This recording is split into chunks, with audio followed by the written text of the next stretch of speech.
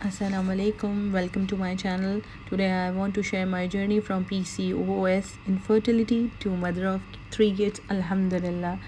And क्या आप लोग भी परेशान हैं, आपको भी हार्मोनल इश्यूज़ हैं लाइक इरेगुलर पीरियड्स, ओवरवेट, इनफर्टिलिटीज़, तो अपसेट होने की बिल्कुल ज़रूरत नहीं है। Here is the solution.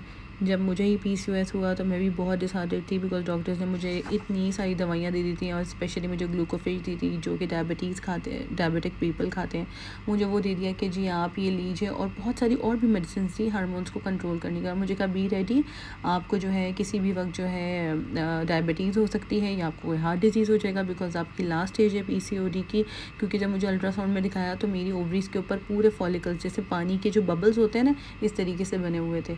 और मुझे इतनी सारी मेडिसिन दे दी। जब मैं घर आई तो आई वाज क्वाइट अपसेट कि मैं अब क्या करूँ, किस तरीके से इसको क्योर करूँ, बिकॉज मेरी इतनी एज नहीं थी कि मैं इतनी सारी टैबलेट्स खाती एंड मेरे पास मतलब I don't have any kid.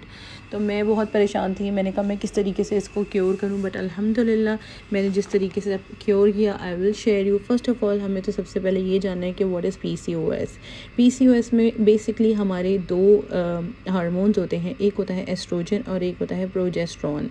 जब ये दोनों डिस्टर्ब होते हैं और हमारा इंसुलिन लेवल बढ़ता है, आप कह सकते हैं इन देसी ज़बान में मेल और फीमेल हार्मोन्स, जब ये दोनों डिस्टर्ब होते हैं तभी हमें PCOD पॉलीसिस्टिक ओवरी सिंड्रोम होता है। अब उसका सलूशन मैंने कैसे निकाला, मैंने बहुत सारी रिसर्च करी। जब मैंने देखा कि जब मैंने स्पेशली यूरोपियन कंट्रीज़ का ट्रीटमेंट्स देखा कि बाहर लोग कैसे ट्रीट करते हैं, तो मुझे आइडिया हुआ कि they cure this thing with seed cycling. और सीड साइकिलिंग किस तरीके से काम करती है वो मैं आपको बताऊं, बिकॉज़ मैंने यहाँ पर सारे सीड साइकिलिंग्स लिख दी हैं और ये 100% आपके हार्मोन्स को, वेट लॉस को, मतलब इनफर्टिलिटी को, सब चीज़ों को सीड साइकिलिंग आपकी क्योर करती है। बाहर के सारे मुल्कों में इसी तरीके से ये क्योर होता है, specially in European countries they don't cure. हम जिस तरीके से हम लोग दवाइयाँ खाते हैं, बिल्कुल नहीं, वो बिल्कुल ये देसी चीज़ें, देसी मेथड यूज़ करते हैं अपने PCOD को क्योर करने के लिए। मैंने सारी जो है इसीलिए सारी सीड्स लिख दी हैं ताकि आप लोगों के लिए आसानी रहेगी देखने में। आप लोग बेशक चाहें तो सब चीज़ों के स्क्रीनशॉट्स ले लें और फर्स्ट 15 डेज़ में आपने पहली वो खानी है जो मैंने सीड्स लिखी हैं, ठीक है, आप किसी भी वक्त खा सकते हैं।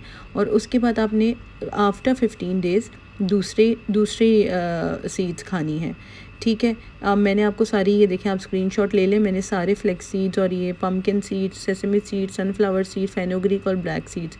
अब ये देखें आप, ये मैंने आपको फिर दोबारा बता रही हूँ कि 15 डेज़ आपने ये खानी है और बाकी 15 डेज़ आपने अलग सीड्स खाने हैं, ठीक है। अब वो काम कैसे करेंगे आपके, जो आपने पहले 15 डेज़ खाने हैं ना, आपका एस्ट्रोजन लेवल यानी कि जो आपके एस्ट्रोजन वाले हार्मोन्स होते हैं वो आपके एक्टिव होंगे और वो आपको क्या करेंगे कि आपको रेगुलेट करेंगे ताकि आपके एग्स बने। जब आपके एग्स बनेंगे तो वो मैच्योर होंगे, जब वो मैच्योर होंगे तो वो ऑटोमेटिकली रप्चर होंगे। रप्चर मीन्स कि वो फटेंगे, जब यानी कि मैच्योर होंगे। जब मैच्योर होंगे तो उसके अंदर फर्टिलाइजेशन स्टार्ट हो जाएगी इन 15 डेज़ में।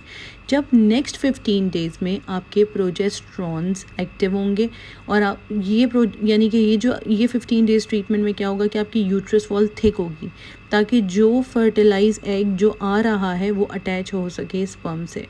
This is the most safest way to do the seed cycling. मैंने आपको बहुत डिटेल में बताया है कि क्या सीड्स किस तरीके से और क्या काम करते हैं। आप यकीन करें, this is a magical treatment for PCOS, even thyroids, because आपके हार्मोन्स के लिए ये एक मतलब आपके हार्मोन्स को बैलेंस करने के लिए, नो मैटर किसी भी तरीके के आपके इम्बैलेंस हुए हों, स्पेशली PCOS के लिए ये सबसे बेस्ट ट्रीटमेंट।